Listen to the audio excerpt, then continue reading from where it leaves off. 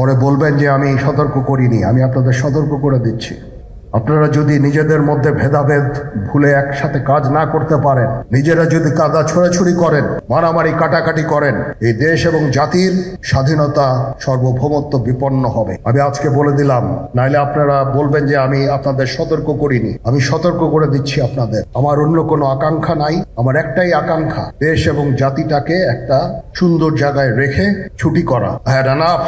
Was last 7-8 months I had enough. আমি চাই দেশ এবং জাতিকে একটা সুন্দর জায়গায় রেখে আমরা সেনানিবাসে ফেরত আসবো। আরেকটা জরুরি বিষয় যেটা আমি ভাবলাম যে আপনাদের সাথে আমি শেয়ার করি, দেশের এই আইন শৃঙ্খলা পরিস্থিতি খারাপের পিছনে কিছু কারণ আছে।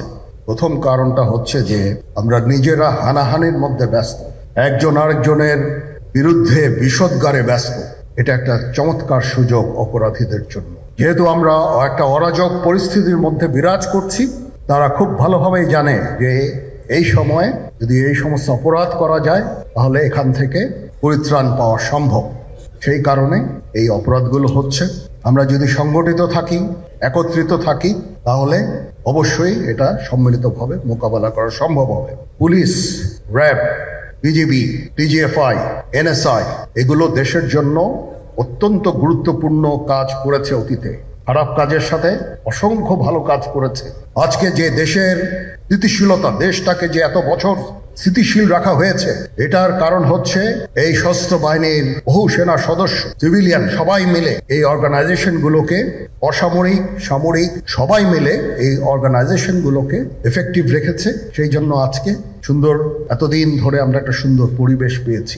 এর মধ্যে যারা কাজ করেছে, যদি অপরাধ করে থাকে সেটার শাস্তি হবে, অবশ্যই শাস্তি হতে হবে, না হলে এই জিনিস আবার ঘটবে। আমরা সেটাকে বন্ধ করতে চাই চিরতরে, কিন্তু তার আগে মনে রাখতে হবে আমরা এমন ভাবে কাজটা করব এই সমস্ত অর্গানাইজেশনগুলো যেন আন্ডারমাইন না হয়। আজকে পুলিশ সদস্য কাজ করছে না, একটা বিশাল বড় কারণ হচ্ছে অনেকের বিরুদ্ধে মামলা, অনেকে জেলে।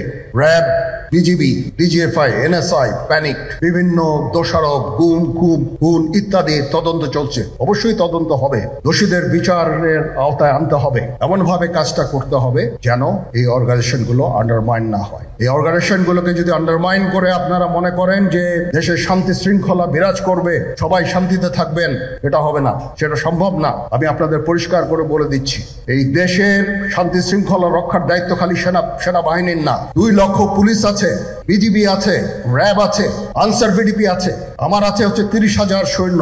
এদেরকে আমি এই যে একটা বিরাট ভয়েড, আমি এই 30,000 সৈন্য দিয়ে আমি কিভাবে এটা পূরণ করব? 30,000 থাকে, আবার 30,000 চলে যায় ক্যান্টনমেন্টে, আরো 30,000 আসে। এটা দিয়ে আমরা দিন রাত আমরা চেষ্টা করে যাচ্ছি। এখানে যে সমস্ত উচ্ছৃঙ্খল কাজ হয়েছে সেটা আমাদের নিজস্ব তৈরি, এটা আমাদের নিজস্ব ম্যানুফ্যাকচার, আমরা নিজস্ব এইগুলো তৈরি করেছি।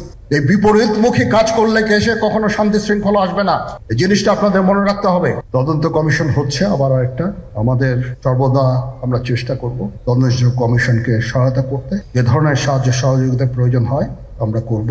আমরা দেশে একটা ফ্রি, ফেয়ার অ্যান্ড ইনক্লুসিভ একটা ইলেকশনের জন্য দিকে ধাবিত হচ্ছে, এবং তার আগে যে সমস্ত সংস্কার করা প্রয়োজন অবশ্যই সরকার সেদিকে খেয়াল করবেন। আমি যতবারই ডক্টর ইউনূসের সাথে কথা বলেছি, he completely agrees with there should be free, fair and inclusive election and that election should be within December or close to that, যেটা আমি প্রথমেই বলেছিলাম যে 18 মাসের মধ্যে একটা ইলেকশন। আমার মনে হয় যে সরকার সেদিকেই ধাবিত হচ্ছে। ডক্টর ইউনূস যথাসাধ্য চেষ্টা করে যাচ্ছেন এই দেশটাকে ইউনাইটেড রাখতে, কাজ করে যাচ্ছেন উনি। ওনাকে আমাদের সাহায্য করতে হবে, উনি যেন সফল হতে পারেন সেদিকে আমরা সবাই চেষ্টা করব। আমরা একসাথে ইনশাল্লাহ কাজ করে যাব।